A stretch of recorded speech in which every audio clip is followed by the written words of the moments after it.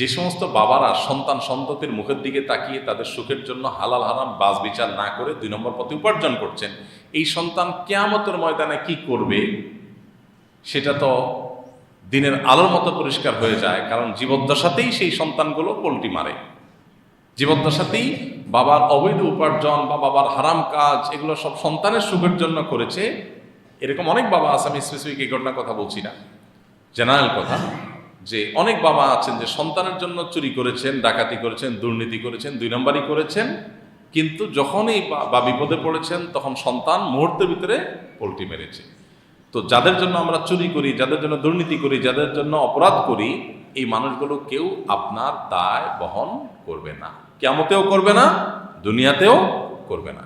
এই ঘটনাগুলো সেটাকে আমাদের আবারও স্মরণ করিয়ে দেয়। আলোচিত ছাগল কাণ্ডে সরকারি কর্মকর্তা মতিউর রহমানের মেয়ে ও তার মায়ের সম্মান নষ্ট হওয়ার অজুহাতে বাবাকে ছাড়বে না বলে হুঙ্কার ও প্রতিশোধ নেওয়ার কথা বলেছেন। প্রশ্ন হলো, সন্তান কি বাবাকে এভাবে বলতে পারেন কিনা? ভাই, সন্তান বাবাকে এভাবে হুঙ্কার দিতে পারে কিনা, ছাড় দেবে না এটা বলতে পারে কিনা, এর উত্তর হলো অবশ্যই পারে, যদি সন্তান সেই শিক্ষায় শিক্ষিত না হয়। দিনই শিক্ষায় যদি সন্তান শিক্ষিত না হয়, তাহলে বাপকে, শুধুমাত্র বাপকে কেন, মাকেও সে আপনার অবিচার করতে পারে, অন্যায় করতে পারে, জুলুম করতে পারে, নানা কিছু করতে পারে। আর যদি তারা অপরাধী হয়, তারা গুনাহগার হয়, তারা যদি কোনো দোষী হয়, তাহলে তো বলার কথা, সেটা বলার অপেক্ষাই রাখে না। আমাদের সমাজে প্রায় সময় বিভিন্ন ঘটনাগুলো আমাদের চোখে আঙ্গুল দিয়ে দেখিয়ে দেয় কোরআন এবং হাদিস আমাদেরকে যে কথাগুলো বলেছে সেগুলো কতটা বাস্তবসম্মত। কোরআনে কারিমে আল্লাহ বলেছেন, ইয়াউমা ইয়াফিরুল মারউ মিন আখিহি ওয়া উম্মিহি ওয়া আবিহি। কিয়ামতের দিন যখন আল্লাহ তাআলা প্রত্যেকটা অপরাধের জন্য মানুষকে পাকড়াও করা শুরু করবেন, পুঙ্খানুপুঙ্খ প্রত্যেকটা কাজের যখন বিচার হবে, সেদিন মানুষ নিজের মা থেকে, নিজের বাবা থেকে, নিজের ভাই থেকে, আপনজন থেকে, স্বামী স্ত্রী পরস্পর থেকে পলায়ন করবে। একজনকে দেখে আরেকজন পলায়ন করবে। কেন করবে? যে আজ যদি সাক্ষাৎ হয় তো তা না জানি আমার কোনো নেকামল সে চেয়ে বসে, না জানি তার কোনো পাপের দায় আমার উপরে সে দিয়ে দেয়।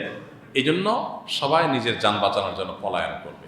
এই পরিস্থিতি কিয়ামতে হবে, কিন্তু দুনিয়াতে কখনো কখনো এ ধরনের পরিস্থিতি হয় যে সন্তান নিজের বাপকে, বাপ নিজের সন্তানকে অস্বীকার করে বসে, সন্তান নিজের বাপকে অস্বীকার করে বসে, যখন পরিস্থিতি একটু অন্যরকম হয়।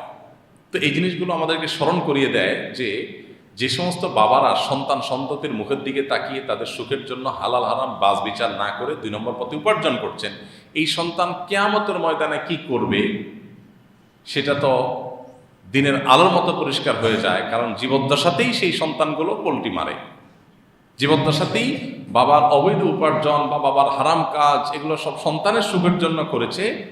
এরকম অনেক বাবা আছে, আমি স্পেসিফিক এই ঘটনার কথা বলছি না, জেনারেল কথা, যে অনেক বাবা আছেন যে সন্তানের জন্য চুরি করেছেন, ডাকাতি করেছেন, দুর্নীতি করেছেন, 2 নম্বরই করেছেন, কিন্তু যখনই বা বিপদে পড়েছেন তখন সন্তান মুহূর্তের ভিতরে পল্টি মেরেছে। তো যাদের জন্য আমরা চুরি করি, যাদের জন্য দুর্নীতি করি, যাদের জন্য অপরাধ করি, এই মানুষগুলো কেউ আপনার দায় বহন করবে না, কিয়ামতেও করবে না, দুনিয়াতেও করবে না। এই ঘটনাগুলো সেটাকে আমাদের আবারও স্মরণ করিয়ে দেয়। এই জন্য যে সমস্ত বাবা মারা, যে সমস্ত অভিভাবকরা নিজের অধীনস্থদের জন্য 2 নম্বর পথে উপার্জন করেন, তাদের সাবধান হওয়া উচিত, এখান থেকে শিক্ষা গ্রহণ করা উচিত যে কোনো অবস্থাতেই এই ধরনের কর্মকাণ্ড আমাদের করা উচিত না, যেটার দায় অন্য কেউ বহন করবে বলে আমার মনে হয়। যত মানুষ দুর্নীতি করে, যত মানুষ আর্থিক অন্যায় করে, এদের সবাইকে আপনি জিজ্ঞাসা করেন, মেজরিটি মানুষ বলবে সে নিজের জন্য করে না। সব কার জন্য করে? ফ্যামিলির জন্য করে। এই ফ্যামিলি মুহূর্তের ভিতরে পল্টি নিয়ে নেয়। এটাই হলো বাস্তবতা। দুনিয়াতেও নেয়, আখেরাতেও নেয়।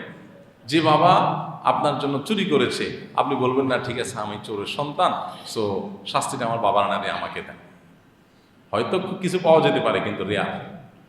তো এই জন্য আমরা যারা অবৈধ উপার্জনের ক্ষেত্রে বাছবিচার করি না, আমাদের এখান থেকে শিক্ষা গ্রহণ করার যথেষ্ট সুযোগ আছে। আল্লাহ আমাদেরকে সেই তৌফিক দান করুন। হজ ফেরত লোকদের নাকি 40 দিন পর্যন্ত দোয়া কবুল হয়, কথাটা কি সঠিক? এই প্রশ্ন উত্তরের আগে আমরা বারবার দিয়েছি। হজ থেকে ফিরে আসলে অনেকে মনে করেন যে হাজি সাহেবদের 40 দিন পর্যন্ত দোয়া কবুল হয়। এরকম কোনো কথা কোরআন অথবা হাদিস দ্বারা সাব্যস্ত হয়নি, প্রমাণিত নয়। তবে এটা ঠিক যে হাজী সাহেবরা হজ করে আসার পর তাদের অভ্যর্থনা জানানো, তাদের সাথে দেখা করতে যাওয়া, তাদের কাছে দোয়া চাওয়া, এগুলো সালাফ এবং পূর্বসূরীদের দ্বারাই প্রমাণিত।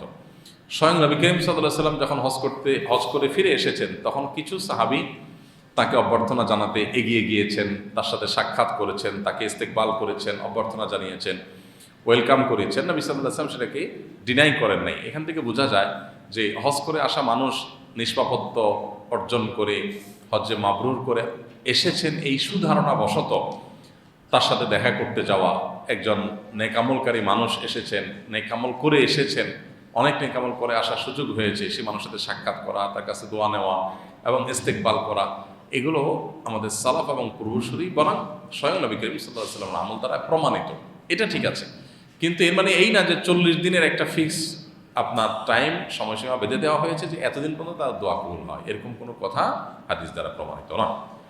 সিজদার আয়াত পাঠ করলে কি সিজদা দেওয়া আমাদের জন্য আবশ্যক হয়ে যায়? সিজদার আয়াত পাঠ করার সময় ওযু না থাকলে কিভাবে সিজদা দিব? সিজদার আয়াত পাঠ করলে আমাদের জন্য সিজদা দেওয়া আবশ্যক হয়। বিশুদ্ধ মত অনুযায়ী আয়াতে সিজদা তেলাওয়াত করলে সিজদা দেওয়াটা ওয়াজিব। এখন কথা হলো, যখন তেলাওয়াত করছি তখন ওযু নাই, তাহলে কি করব? তাহলে ওযু করব, ওযু করার পরে সিজদা দিব। তৎক্ষণাৎ যদি সম্ভব হয় ওযু করে সিজদা দিব, আর যদি তখন ওযু করার মতো পরিবেশ পরিস্থিতি না থাকে, তাহলে যত দ্রুততর সময়ে সম্ভব ওযু করে তারপরে আমরা সিজদা দিয়ে নিব। এই চেষ্টাটা আমরা করবো ইনশাআল্লাহ।